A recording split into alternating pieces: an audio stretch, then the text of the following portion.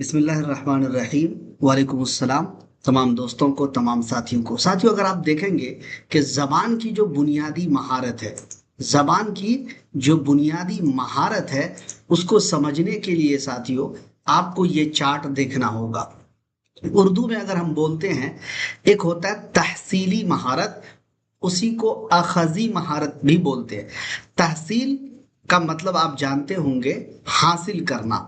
क्या साथियों? तहसील का मतलब हासिल करना और अखज़ करने का मतलब होता है लेना। वही दोनों सेम बात है, अल्फाज अलग अलग है। तहसीली महारत और अखज़ी महारत। हिंदी में इसको क्या बोलते हैं? गरहनात्मक कौशल। क्या बोलते हैं? गरहनात्मक कौशल। आप दोनों अल्फाज को याद रखिए, उर्दू और हिंदी। चूंकि साथियों आपको लैंग्वेज 1 और लैंग्वेज 2 दो का मौका मिलेगा। अगर आप लैंग्वेज 1 में उर्दू चूज करते हैं तो दूसरे में उर्दू नहीं बल्कि आपको हिंदी चूज करना पड़ेगा या फिर इंग्लिश।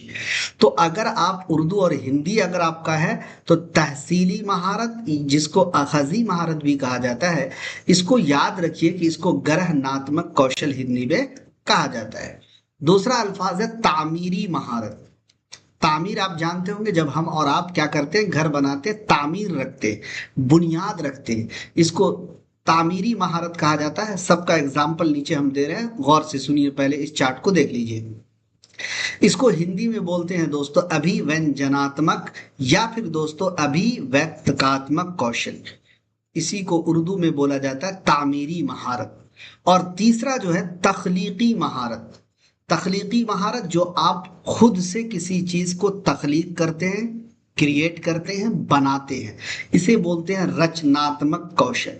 तख्लीकी महारत को क्या बोलते हैं? रचनात्मक कौशल। तो ये जबान की 3 बुनियादी महारतें हैं। इन तीनों को उर्दू और हिंदी में याद कर लीजिए। अब हर जबान की 4 बुनियादी महारतें हैं।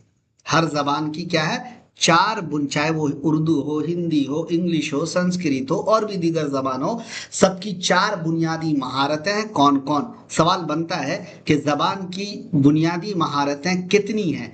जब कितनी पूछ ले तो 4 बुनियादी महारतें हैं। नंबर 1 में है सुनना, नंबर 2 में है बोलना, नंबर 3 में है पढ़ना और नंबर 4 में है लिखना। सुनना, जिसे सेमात भी कहा जाता है।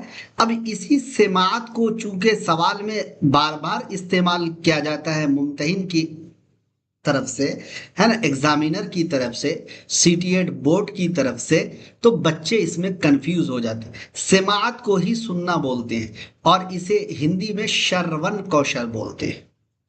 और दूसरा क्या है? बोलना। आसान है ये, ज्यादा इसमें मुश्किल है नहीं। वाचिक या मौखिक कौशल। बोलने को वाचिक या मौखिक कौशल बोला जाता है। तीसरा है पढ़ना, जिसे हम खानदगी कहते हैं। और सीटीएट जो पढ़ने के अल्फाज को छोड़कर लफ्ज खानदगी का इस्तेमाल बार बार करता है। प्रीवियस ईयर में आप चेक करेंगे, मैं कराऊंगा, तो आप देखेंगे पढ़ना की जगह खानदगी जो लफ्ज है इसका इस्तेमाल बार बार उर्दू में करते हैं।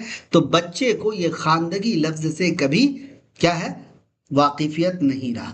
तो इस वजह से बच्चे जो है खानदगी लफ्ज का मीनिंग समझ नहीं पाते। तो खानदगी का मतलब क्या होता है? पढ़ना। क्या होता है? पढ़ना। इसे हिंदी में पठन कौशल बोलते हैं।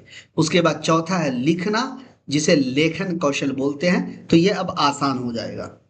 अब उर्दू मीडियम में होगी कामयाबी। ज्वाइन करें AR डिजिटल उर्दू, जहां मिलेंगे लाइव क्लासेस और मॉक टेस्ट्स, बेहतरीन MCQs और PYQs के साथ सबसे बेहतर प्रिपरेशन प्लेटफॉर्म।